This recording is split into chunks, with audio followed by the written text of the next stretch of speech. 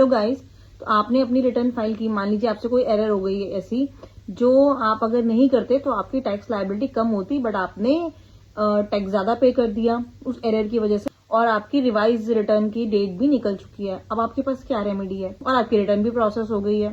तो अब इस केस में आप क्या कर सकते हैं। मान लीजिए आपको बाद में से बैठे बैठे रियलाइज हुआ कि यार मैंने तो ज्यादा टैक्स पे कर दिया। मान लीजिए आपके फ्रेंड ने आपको बताया कि अरे तूने ये क्यों करा, ये तो कम लायबिलिटी होती, तूने ज्यादा पे कर दिया, तूने ये डिडक्शन क्लेम नहीं करी।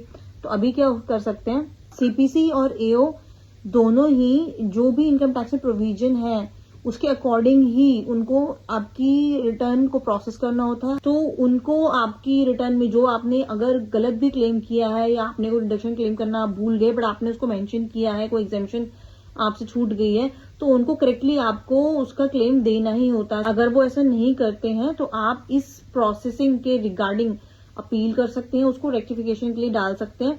तो जो भी आपने एक्स्ट्रा टैक्स पे किया है वो आपको वापस मिल जाएगा। यस, तो अगर आपको लगता है आपने ज्यादा टैक्स पे किया है और अगर आपकी भी कोई भी ऐसी डिडक्शंस थी, कोई ऐसी एग्जेम्पशंस थी, कोई ऐसी एरर थी जो आपने की और आप उसको करेक्ट करना चाहते हैं तो आप अभी कर सकते हैं। पर इसके लिए आपने वो डिटेल जो है आईटीआर में जरूर फाइल की हो। बस आपकी कुछ गलती हो गई हो, कुछ न्यूमेरिकल मिस्टेक्स हुई हो, ये ही चीजें आप रेक्टिफाई कर सकते हैं उसमें और उसी के अगेंस्ट अपील कर सकते हैं।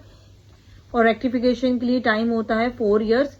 जब भी आपकी प्रोसेसिंग कंप्लीट हुई है वहां से 4 इयर्स काउंट करके आप उसमें अपनी रेक्टिफिकेशन को फाइल कर सकते हैं। अपील के लिए 30 डेज का टाइम होता है प्रोसेसिंग से। अगर अपील फाइल करना चाहते हैं तो आप कंटिन्यूएशन ऑफ डिले के लिए एक एप्लीकेशन भी फाइल कर सकते हैं।